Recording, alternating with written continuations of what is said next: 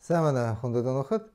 Конечно, грех и добродетель – это тема глобальная, но понять особенности ее восприятия в бурятском мировоззрении можно на примере пословицы, состоящей всего из 5 слов. Давайте ее рассмотрим.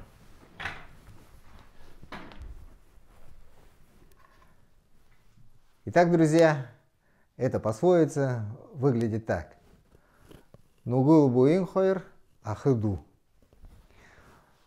Давайте, прежде чем разобрать ее по смыслу, дополним ее недостающим глаголом, поскольку для тех, кто только начинает осваивать бурятский язык, очень важно вначале видеть полную структуру предложения. Поэтому в конец всей этой фразы я доставлю недостающий глагол «болно». Так, его в скобки возьму. Глагол «болно» со значением «есть», «является». Ну, теперь давайте разбирать ее с самого начала.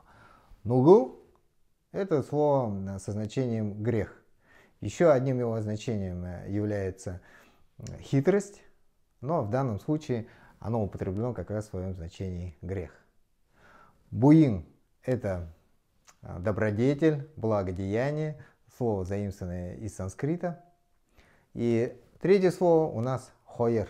«Хойер» – это числительное со значением «два». Но дело в том, что в данном случае оно, не теряя своего основного значения, употреблено в этой конструкции в значении соединительного союза. То есть дело в чем?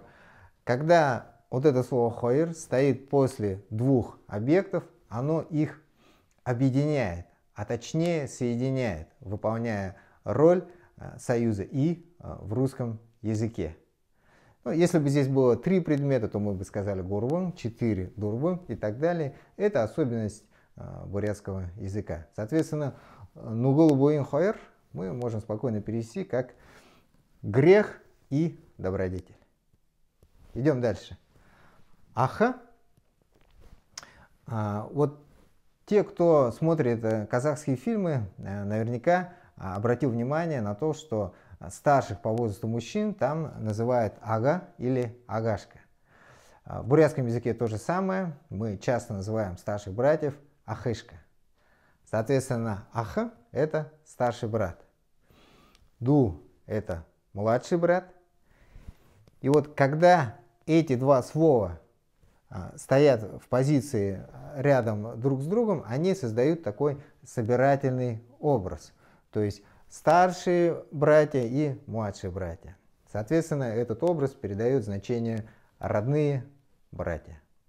Несмотря на то, что это два отдельных слова, ах и ду, вот в такой конструкции они представляют из себя единый член предложения. Такой элемент бурятского языка носит название парные слова. «Болно», как я уже сказал, в данном случае переводится как «является». Соответственно, все вместе мы переведем как «грех и добродетель являются родными братьями». Это буквальный перевод, а по смыслу я бы перевел эту поговорку как «в грехе таится добродетель, в добродетели таится грех». Та еще загадка, не правда ли? Дело в том, что сделать перевод, даже смысловой, это одно. А для того, чтобы понять полный смысл сказанного, нужно взглянуть на фразу глазами говорящего. В данном случае глазами наших предков, которые, в отличие от нас, четко разделяли содержание и форму любого явления. Вот с этой точки зрения уже становится понятным, что здесь речь идет о том, что добродетель по форме может быть грехом по содержанию. Давайте рассмотрим это на конкретном жизненном примере.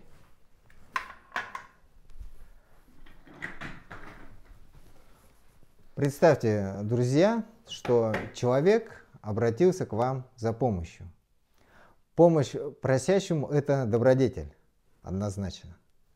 А теперь представьте, что он обратился к вам за помощью один раз, второй, а в третий раз, когда у него случились проблемы, он, не пытаясь решить их сам, обращается за помощью к вам.